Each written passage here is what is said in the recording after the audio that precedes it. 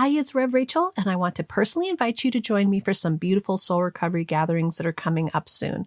First is May 31st. I'll be hosting a virtual one-day soul recovery workshop, a full day on Zoom where we'll sit down, reflect, reconnect with our true selves, and work with the soul recovery process. I promise you a day of incredible transformation. And then on May 2nd, we're holding our next free monthly soul recovery support group on Zoom from 6 to 7 p.m. Mountain Time. If you've been curious about soul recovery or want to feel seen or supported by the community, I hope that you'll join us. You can register for both at recoveryoursoul.net. Can't wait to see you there. Have you read Mel Robbins' new book, Let Them Theory? If you haven't, I highly suggest it. I just finished listening to it for the second time and wanted to share on the podcast because it aligns so beautifully with what we've been working on for 6 seasons about learning how to let go of control and the power of loving detachment. Let them is loving detachment, and let me is taking your power back. So we're going to talk about let them from the soul recovery perspective. Enjoy the episode. Welcome to the Recover Your Soul podcast, a spiritual path to a happy and healthy life. My name is Reverend Rachel Harrison. I started Recover Your Soul after having profound changes in my life from my recovery of alcoholism, codependency, and control addiction. I was guided to share the tools and principles of spirituality and soul recovery to help others transform their lives as mine was transformed. For us to overcome external circumstances, we need to turn the attention to ourselves, focusing on our inner change and healing. Positive results in our lives will follow.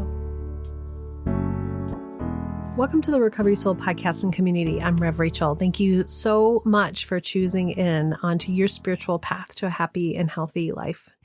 We are going to talk about the Mel Robbins book, The Let Them Theory, because it aligns so beautifully and so deeply with what we've been doing for years in soul recovery that I couldn't help after reading it for the second time or listening to it as I do the second time recently to talk about it together, because any tool that we can get to help deepen our understanding is a tool that we should pick up and use, because we are here to let go of codependence, to let go of people pleasing, to release all those old patterns that no longer serve us and step into our full authentic selves to live a happy and healthy life. That's why we're here.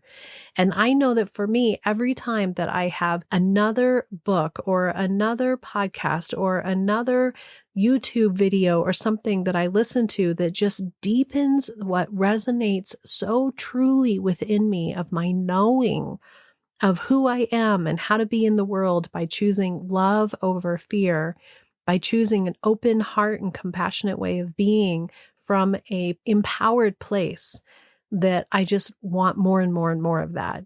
And I listened to the book for the second time this weekend while Rich and I were driving to and from Santa Fe. And it was fun to listen to it with him and have conversations about it, because we're in this journey of truly learning how to step into this place of our wholeness. And what I love about this particular podcast that I heard of hers 2 years ago, I looked it up, that she had first aired her first Let Them Theory episode, where she talked about she had a kid who had gone to prom and she was trying to determine where they should go eat. And somebody just said, why are you getting your nose in this? Just let them. And then I did a podcast that was around that and that concept of detachment. And since then, millions and millions and millions and millions of people listened to that particular episode. And she has since then propelled to the #1 podcast in the world, which I think is fabulous, because the detachments episodes continue to be my top podcast too, because we are all learning how to let go of control. We are on a really like an awakening as a society of learning how to just let them. That our peace is really held within ourselves in our ability to let go of control. And loving detachment is such a foundational piece of that. And you just think about, Melody Beattie, when she first wrote Codependent No More, I read somewhere that she had no idea that the book would blow up the way that it did. because people were hungry for that. We're hungry for that.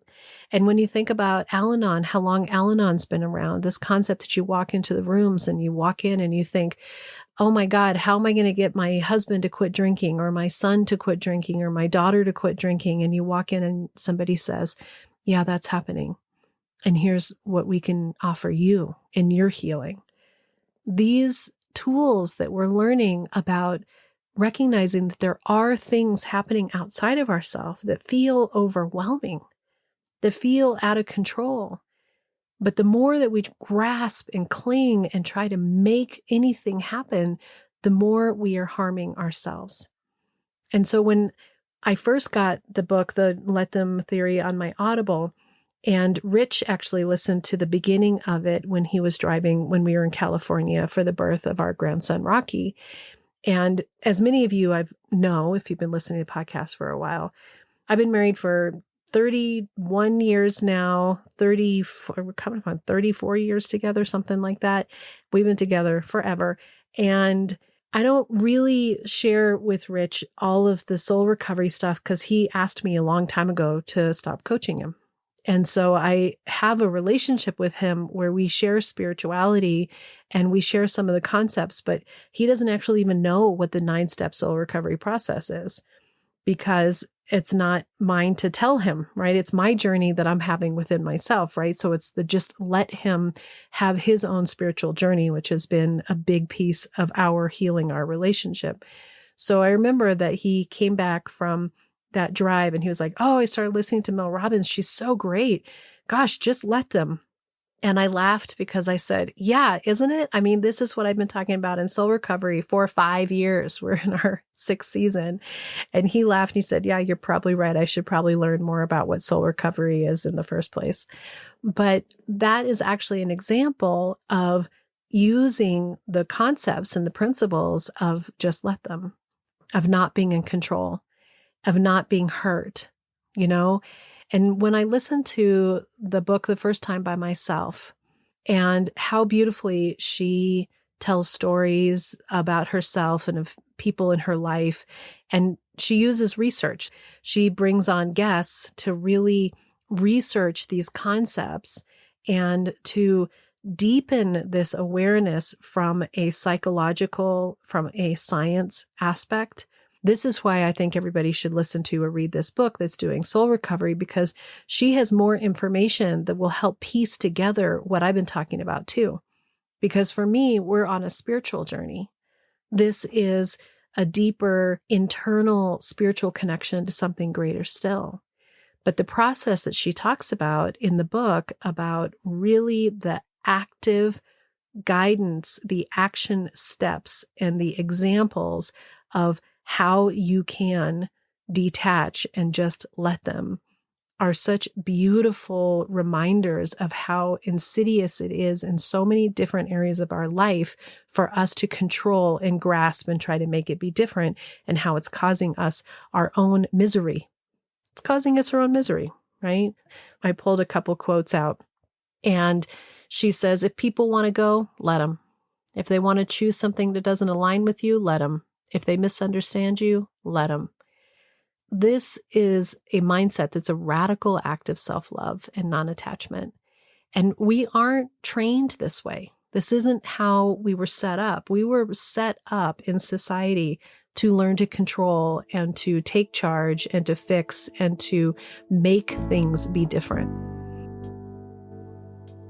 Are you ready to step into your soul recovery? Visit the website recoveryoursoul.net to learn more about the 9-step soul recovery process. I hope that you'll join us the first Monday of every month for the free soul recovery support group on Zoom, where we learn more about soul recovery and connect with each other. If you'd like to work directly with me to move through the 9-step soul recovery process, I'm here for you, but you can also choose to work the steps on your own with individual modules intended to support you to work at your own own pace and on your own time. And if you want even more soul recovery, join us for the Recover Your Soul bonus podcast for Patreon members and Apple Podcast subscribers, where I interview amazing people sharing soul recovery tips for us and also do spiritual book studies. You can also find daily inspiration on Facebook and Instagram and join our private Facebook community. Visit the website for more information, links, and registration for everything. Back to the episode.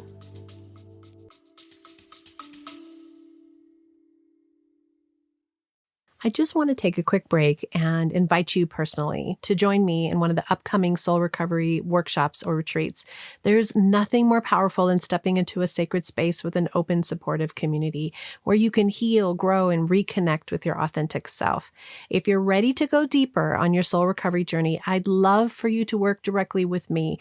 The next virtual one-day soul recovery workshop is on Saturday, May 31st, live on Zoom. This is a wonderful way to immerse yourself in the 9-step soul recovery process from wherever you are. I hope that you will all join me with this. Or if you're looking for an in-person experience, join me for a 2-day retreat in either Lafayette, Colorado, July 19th and 20th, or in Asheville, North Carolina in September on the 13th and the 14th. Both retreats offer safe, nourishing environments to release those old patterns, gain new insights, and experience transformation, surrounded by like-minded souls on their soul recovery journey. You're invited to take this next step with me, and you can visit recoveryoursoul.net to learn more and save your spot. I can't wait to support you in this sacred space. Back to the episode. Well, what I want to lean into in the book that was really impactful to me, that she talks a lot about, especially at the end of the book, which is when you have people who are doing things that are not good for them. And she uses the example of a friend of hers who has a husband who is out of shape and overweight and is not making healthy choices. And what I actually thought was really funny about this was it actually reflected opposite in my life. Rich has always been super fit. And for him, like if he doesn't get enough physical activity or exercise, it plays out in his life. That's one of the reasons why he likes to surf and stand up paddleboard or mountain bike or whatever it is that he's doing. And his work that he does is very physically demanding. And he likes that because he is somebody who needs to get his energy out that way. I've never been like that. I've never been into exercise. There have been seasons of my life where I worked out mostly out of vanity, to be honest, and not out of some sort of health thing. And while I'm doing it, there's no part of me that thinks, oh, this is so great. All I'm thinking the whole time is the class almost over? When is the walk over? How much more time do I have? I've never really been into it. So as she's talking about this story, I feel like it's Rich and I, but it's Rich is the wife and I'm the one who's not as healthy. And I've shared with you over the years that this has been something where Rich has tried all the different things to try to make me be different. And for a long time, I actually thought that what he was saying was, I don't love you being full figured. I'm not attracted to you.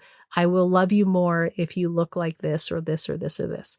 Those are actually my inside stories that I tell myself, because when we would have more conversations, his conversations were always around, no, I just want you to be healthy. Like, you're my favorite person. I want you to be in my life forever. And I don't want you to be in pain. And I don't want you to have illness or disease. Like, I want us to have a healthy life.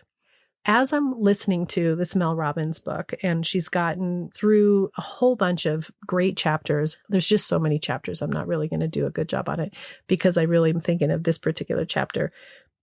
And she gets to this place where you have somebody who is doing something that is unhealthy. And the response in soul recovery as well is you're powerless. Step 2 in soul recovery is you're powerless over every single thing outside of yourself. And our attempt to control is an illusion that we think that we can control anything in the first place. But when we attempt to control, that's where our pain and suffering comes from, because we're consumed with this desire to make something be different. And I believe the name of this chapter was People Only Change When They Want to. And this part of us recognizing that really the only change that anybody ever makes is when they decide they're going to change. And she actually has great science in it that explains like how our brains work and that we all think we're the exception, right? Like, I'm not exercising. I'm not working on my heart health. I'm not breathing heavy or doing anything that's extraneously exercise. I do think I'm the exception, that I won't be the one that has heart disease. I won't be the one that has something wrong with me because, I'm spiritually fit. And this psychology that she shared with the truth that everybody thinks that they're the exception was fabulous because it explains even more how we are as human beings, but it also is the part where the other person is pushing so hard. And when we push, there's no other choice than for the person to push back. The more over the years that Rich has pushed me to eat different or guilted me or shamed me, he's tried all the things. And the more he moves into those unhealthy patterns, which have stopped a couple of years ago, they stopped. But the more he was in those places, the more resistant I was. And it reminds me actually of when I was drinking too, because when I was drinking, anybody who pointed out my level of drinking, even if they were coming from concern, my first response was, well, I'm certainly not going to share it with you, or I'm not going to drink around you, or I'm not going to be friends with you anymore, because you're protecting this part of yourself that already carries its own shame. And so this ability to just let them allows people to be in their own experience. And she doesn't talk about it from a spiritual perspective. She just talks about it from a human being mindset perspective that I thought was so great. The more that she explains about how just letting them, detaching with love, frees you up from your own pain and suffering. And then she has the let me, which is the empowerment, taking your power back that we talk about in soul recovery. And this in soul recovery is actually step 5, which is releasing the old patterns that no longer serve us. So when we release people-pleasing, caretaking, rescuing, these are the old patterns that we've been holding onto, and they're keeping us from living our most authentic, healthiest self. And then we use detachment. We use releasing those belief systems that it's our job to fix or change. And then we move into our most authentic self, which is our let me, which is stepping into your new beliefs and stories, which is step 6 in soul recovery. Step into a belief and patterns that align with your higher self and your updated perceptions. Every time that we let them, the immediate response is, how am I going to show up? What am I going to do here? And in this example that she gave of the wife who has a husband who isn't making good choices, she shares that husband, of course, he doesn't want to be overweight. Of course, he wants to be healthier. Same with me. I don't particularly care to be 20 pounds overweight or to not be in the physical shape that I want to. I've already got my own layers of shame around it. I certainly don't need someone else to layer that shame on me as well. Well, the same thing goes for my kids and their addiction, or Rich when he was drinking, which is why I didn't put a lot of energy around if he was drinking or not, because it wasn't a deal breaker for me. The deal breaker would have been if he was really drinking and was in behaviors that didn't work for me, but his addiction is his journey to have. And when we can use these concepts of really seeing the importance of letting other people have their own experience and the release that we feel and the freedom that we feel by truly understanding that it's not ours to decide or do for them, then we have more experience, more bandwidth, more energy, more like really ability to step into our own healing, our own journey, our own awareness, and be present with ourself for our own recovery, our soul recovery. what she talks about in the book is how letting them sometimes means that it's a deal breaker. It's a deal breaker in maybe a marriage, right? You're truly letting somebody be fully who they are. And in that, it really lights up the reality that that doesn't work for you, that their choices are going to make it so that it just doesn't align, and that's okay. In the end, Rich loves me, but he's not going to leave me because I don't like to exercise. But he will still choose for himself what I watched him do, which I wanted to talk about, that she talks about in the book, which is what we can do in the just let me, or in our empowerment place of ourself, is we model and live from the way that this works in our lives and what we want to reflect. And this is what I've been sharing with you in Soul Recovery for a long time, which is be the change that you want to see. But you are not the change that you want to see in an attempt to control them. You are the change that you want to see, knowing that it is really the only way to create change. Because the only way that people change is if they think it's their idea, which she does such a beautiful job in the book of truly sharing how if somebody wants to get sober, even if you bring it to them, they will only really get sober if in their heart and in their mind, they're ready and it's their idea to save themselves.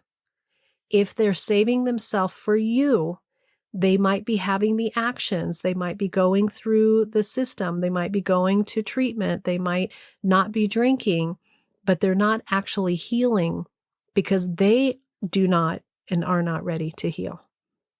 And if I look at where I am in my health journey, Rich has completely stopped trying to control anything that I'm doing and teases sometimes if we're like having a dessert or something like that. You know, he's like, well, I guess we're on the sugar wagon now or whatever it is, but it's not mean. But I'm actually starting to say to myself, without him pushing me and him actually making his, he won't eat certain things. He's like, oh, I don't eat that. He doesn't say, we don't eat that, or I don't want you to eat that. He says, okay, no, thanks. I don't eat that anymore. And it's inspired me. I'm actually starting to think to myself, maybe I shouldn't eat that. Or I really doesn't feel as good when I have that much sugar. Or I really do want to be more fit. And I'm making that decision for myself. And any of you who have been on this journey with me in the podcast for a long time know this is a long-term journey for me. And this decision that I'm making in how to take care of myself goes much deeper than whether I'm going to exercise or not. There is still a belief underneath around my value of who I am that needs to be addressed and given love from me. And that is something that is so powerful in the just let me part of any of these detachments that we're working on, the really embodying our whole self part, where when we let go of everybody else, we're left with our own being. We're left with the knowledge that we really can't change them, nor should we try to control it. And at the same time, how do we attend to ourselves? How do we truly step in and say, is this a deal breaker or not? And in the book, the answer was that for this woman, not a deal breaker. She loves her husband. If this is the body or the choices that he is going to make, not a deal breaker. And this goes for a lot of us that are looking around in the Al-Anon world or in the addiction world. And for one person, their partner's drinking may not be a deal breaker. And for someone else, total deal breaker. These are the choices that we get to make because the let them part is the most important part, the detachment part. Because that often means that you're actually watching somebody do things that are harmful and hurtful to them. And of course, we love them and we wish they would make different choices. In the let them theory, it's kind of easier to say, let your neighbors not invite you to a party, or let your friend group change over time, or let your coworkers be who they are. Those are really important aspects for your daily well-being. And we can always, always, always stop complaining at people when we're driving, or being pissed at the people in the checkout line for taking such a slow time. That's going to affect our lives in a positive way for sure, right away.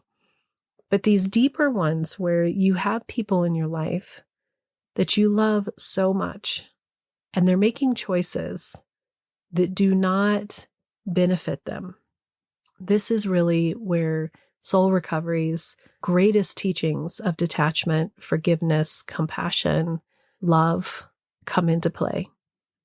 Because we have to keep the attention on ourselves, to really look deeply and honestly at our own shadow work, our own self that wants it to change, that has belief systems about it being our job, that we are given heavy responsibility as a child, maybe. And so we're rewarded so much for being the one that can fix everything. So it's really hard to let go of the belief that it's our job to fix it.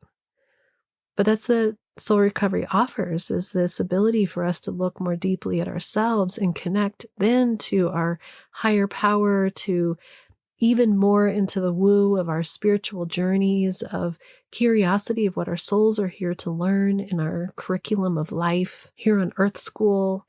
What are we here to learn? And if we just let them, for everybody to be on their own curriculum, and we work so diligently and with such passion to really come into our fullest self, it will inspire others. Rich's continued love for me, even more deep than ever before. I feel more comfortable with him than ever before because he has stopped judging me and trying to fix this thing in me. Well, guess what? If you were to ask him, it's exactly the same on all the things that I was trying to fix him on. It wasn't his drinking. It was his anger. It was his reactivity. It was how he was treating Alex. All of these things that I started letting him be in his own experience.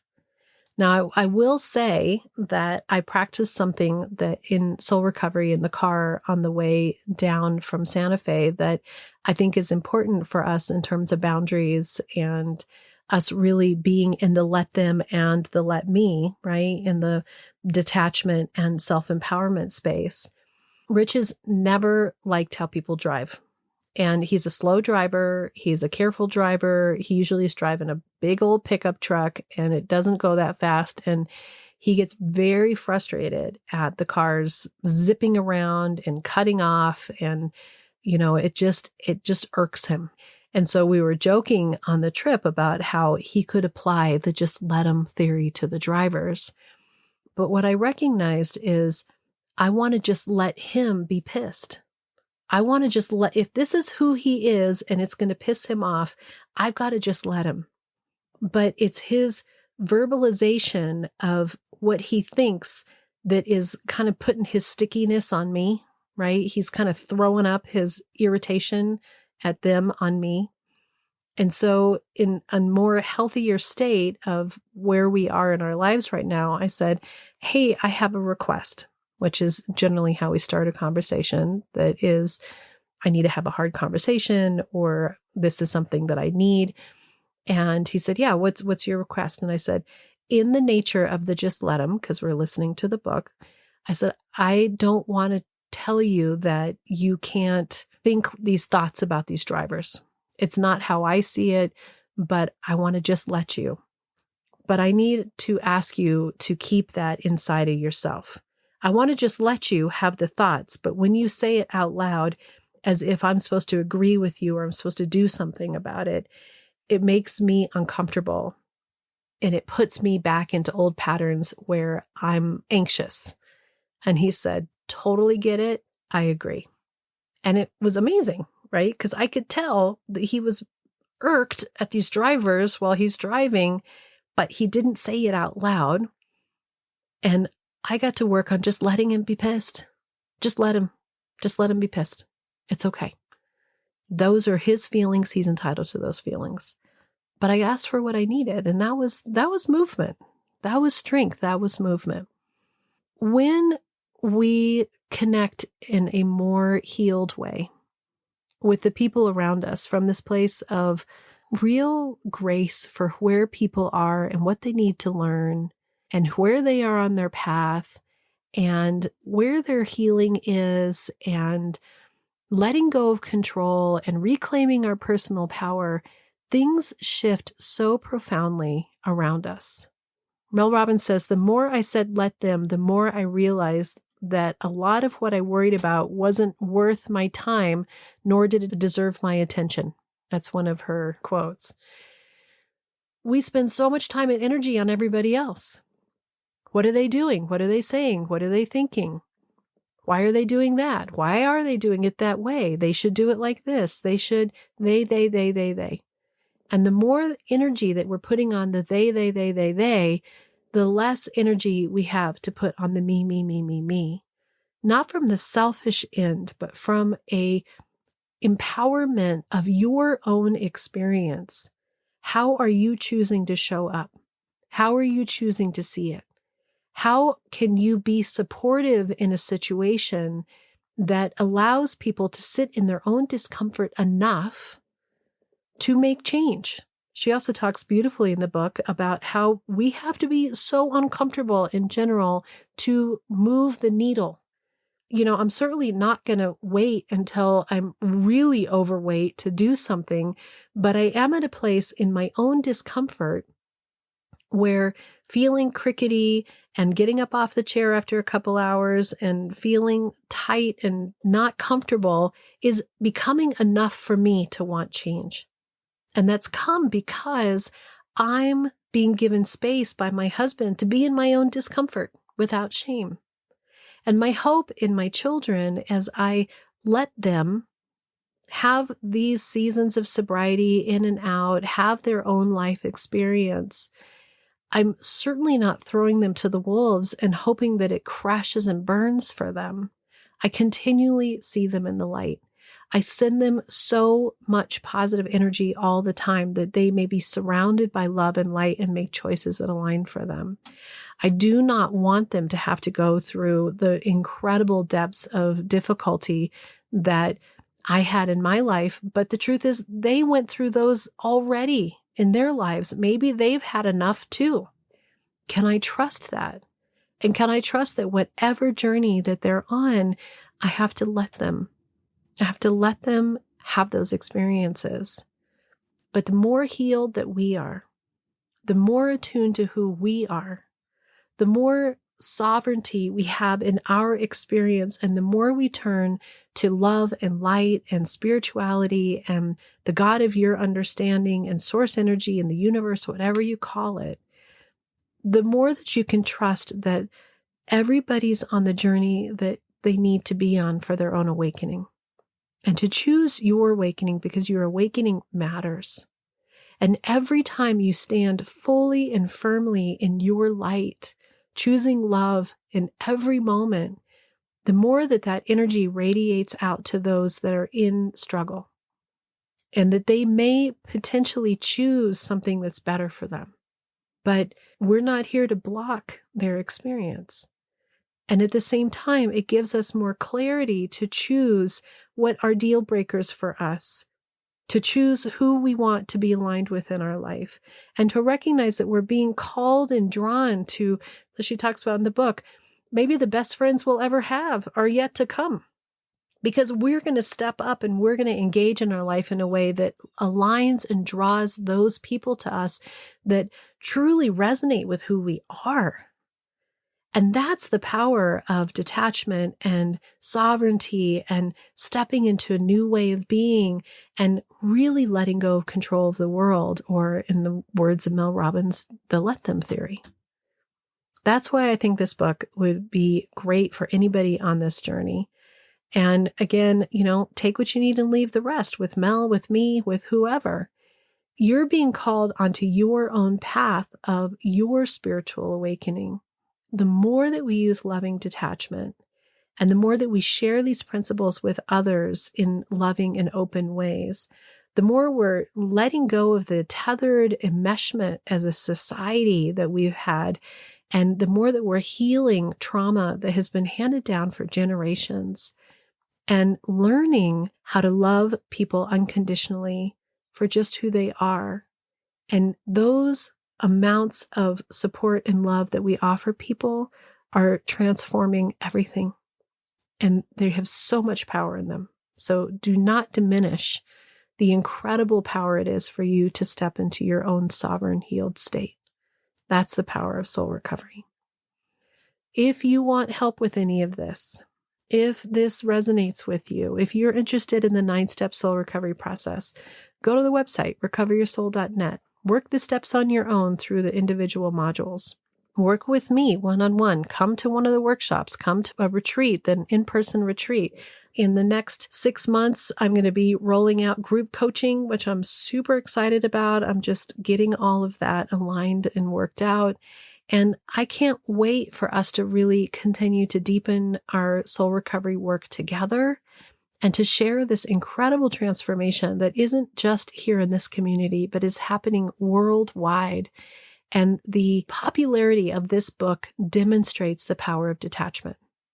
It demonstrates the incredible healing that happens when we let go and we let them and we turn the attention to ourselves and we recognize we are all whole. Until next time, namaste. Thank you for listening, and I hope that helps support your soul recovery process. Just a reminder that every Friday is the Recover Your Soul bonus podcast. This podcast is for Patreon members and Apple Podcast subscribers. And not only do you get an incredible interview or book study that comes with being part of that community, but your subscribing helps support this podcast and the Recover Your Soul community. If you want to listen to those bonus episodes but can't subscribe right now, do know that you can be a free Patreon member and have access for limited time to new episodes. Visit the website recoveryoursoul.net or check out the show links below for coupons and information for upcoming events.